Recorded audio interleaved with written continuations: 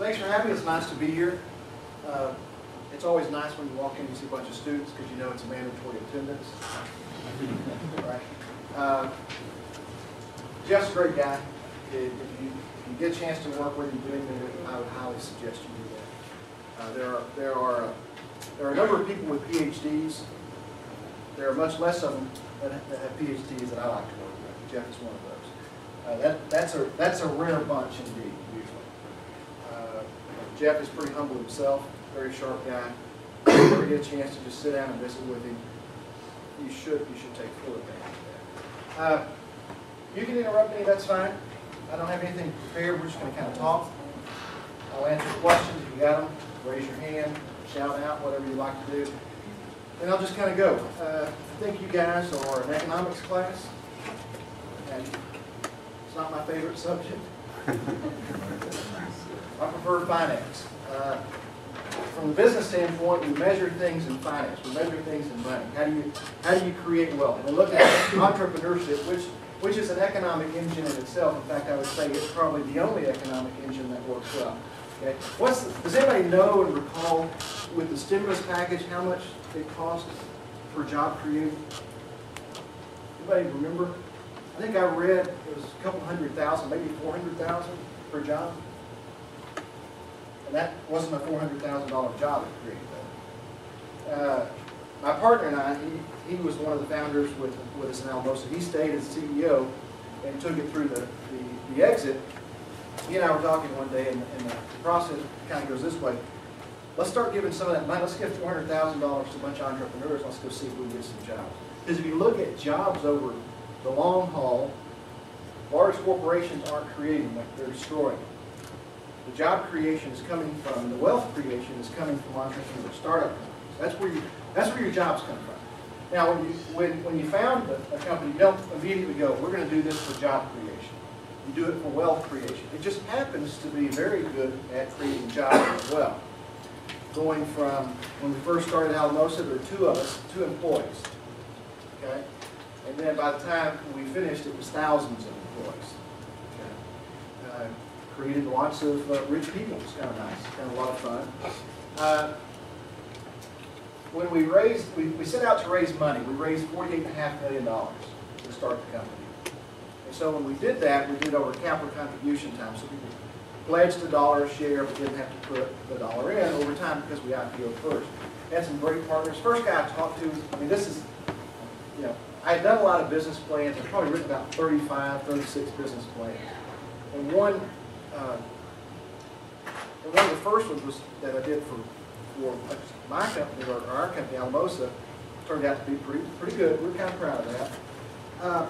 We were doing a number of business plans, and so the area we noticed was open. What we found is that when you built out a network around other networks, for instance, the Dallas market, we saw an increase in penetration when we started turning on Lubbock, Amarillo, Wichita Falls, as you build out surrounding areas. So the value of that communication device becomes better because you're now actually expanding the network so you can call other people.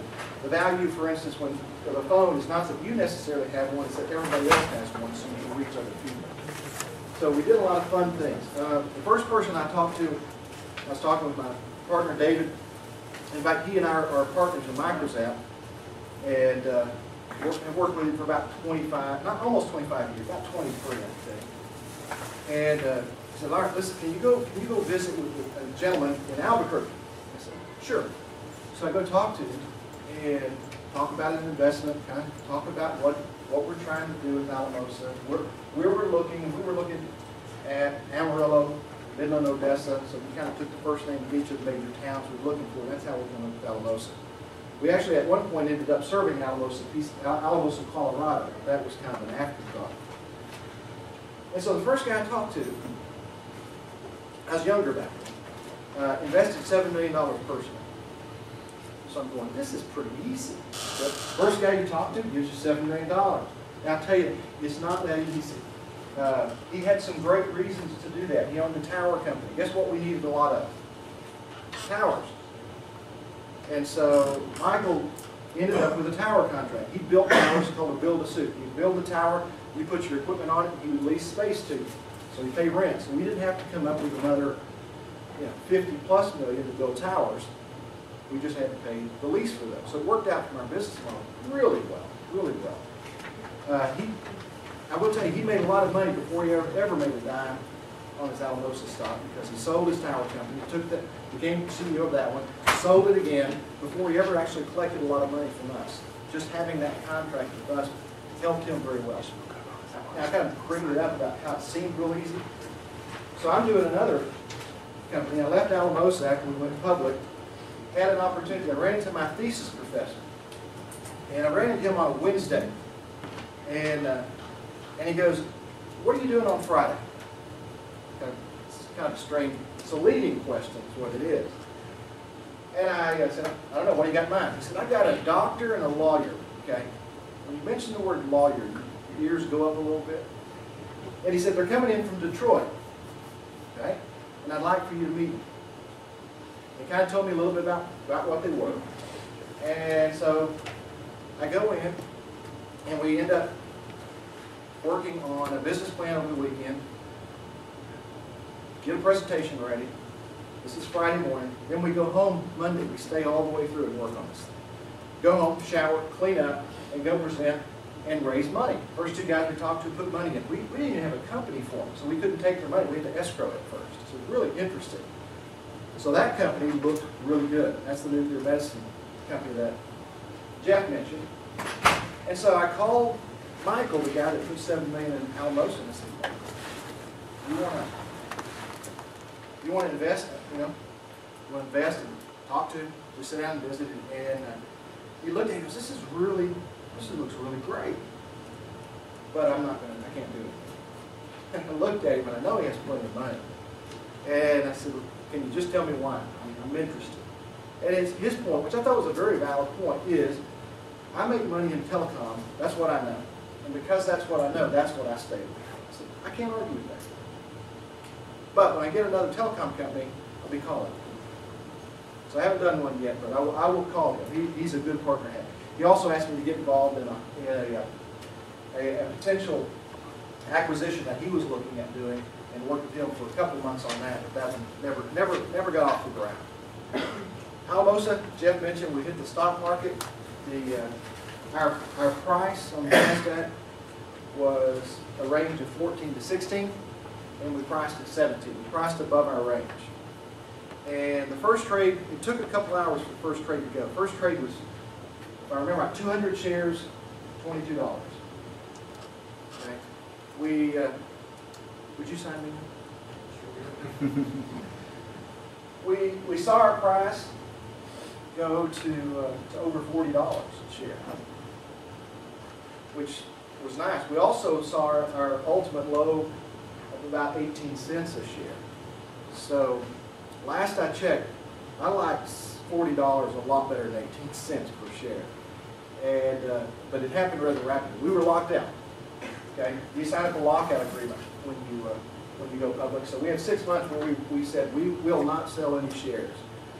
Unfortunately, those 6 months were some of the best 6 months that we ever had on the stock market. The market crashed, and we were.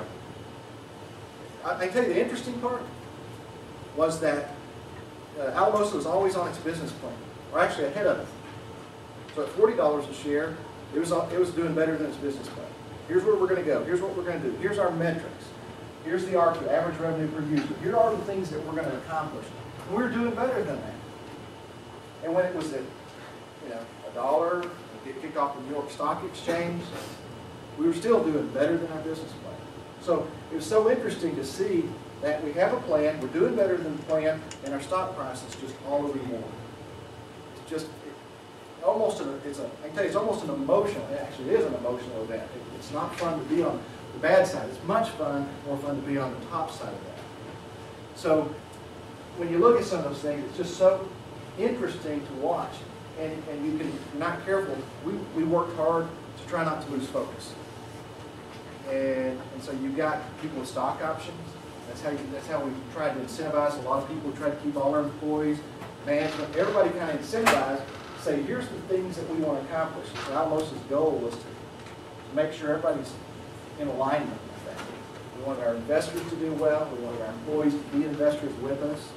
So we played those things. So it's kind of interesting. It's kind of interesting. Left there, did a nuclear cardiology device. It does SPECT, single photon work, so you can go in non-invasively determine if you've got ischemia or some other heart condition rather than getting angiography. So you non-invasively do, so it worked out great. Work with, like I mentioned, a doctor and a lawyer and a couple other folks from Detroit. And so I got to spend a lot of time in Detroit. That's kind of interesting. Was there for 7 years, I believe, and left that to allow them, because I wasn't ready to relocate to Detroit. I've moved a lot. I'm not ready to move anywhere again. It's just, moving is a pain, so I wasn't ready. So resigned from that and started working with a lot more companies. Got involved with some guys in Tucson that asked for some help. My thesis professor from business school was in that as well. In fact, I guess he was your PhD advisor? For a while. For a while? Good. And so we've been involved in a couple of different things. Done some, I think I've got another couple on the board of another company that we're doing some work with, real exciting. So there's just a lot of fun things that happen. Microzap is probably one that I'm real excited about because we've licensed the technology from Texas Tech. They have the technology from an Italian company. Okay? It's a very unusual way of getting things together. And it does food pathogen reduction is what it was geared for. So it can treat and kill E. coli, salmonella, listeria, a number of other foodborne pathogens without changing the quality of food. So if you think about that, if you can take E. coli out of ground beef, you've got a product that will be of value to the food industry and to the United States and the world, in fact. So we started doing that. So David had, my partner, who was with Alamosa, he and I met and asked if I could help out to work this business plan a little bit. So we both kind of worked together, got some funding. We in fact got a State of Texas Emerging Technology Fund grant, which is a great process. Governor Perry put that in to try to help get private companies together with public institutions of higher education and bring technology to the marketplace. I mean, if you think about research inside universities, it doesn't walk out and get commercialized on its own very well. So the thought process was, we get people who make it their business to commercialize things, and they get with a technology at a university, we can pull that technology and get it into the public use. So it makes a lot of sense. So we asked, it's interesting, we asked for $1 million, we got $1.5 million. And so we're sitting in there, we make the presentation, we were at the last committee meeting we had to go to, went through 3 different meetings and approval processes. We ended up getting unanimous approval all the way through, which was really nice. But the last one we're at, there was a distinguished gentleman that was there, and he said, Don, we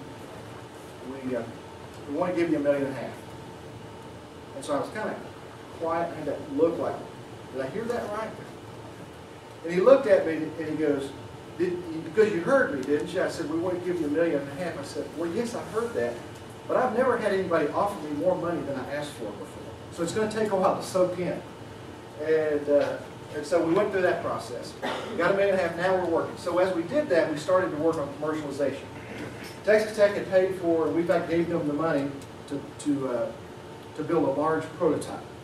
Okay, we had a small prototype, shows proof of concept. We got scientific peer-reviewed journals showing that we kill salmonella in the shell eggs with just a regular eggs you pull out of the shell. So if you can do that, that would be fantastic.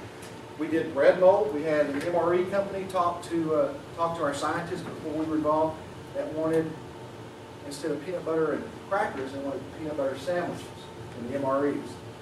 Problem is, bread molds too quick. So they asked us, could we do something about that? So we treated it in our machine for 10 seconds. Took a standard white bread, and after 60 days, it had the exact same mold content inside the bread that it did when you took it out of the bakery. So we had fresh bread 60 days later. So we were excited about that. The MRE company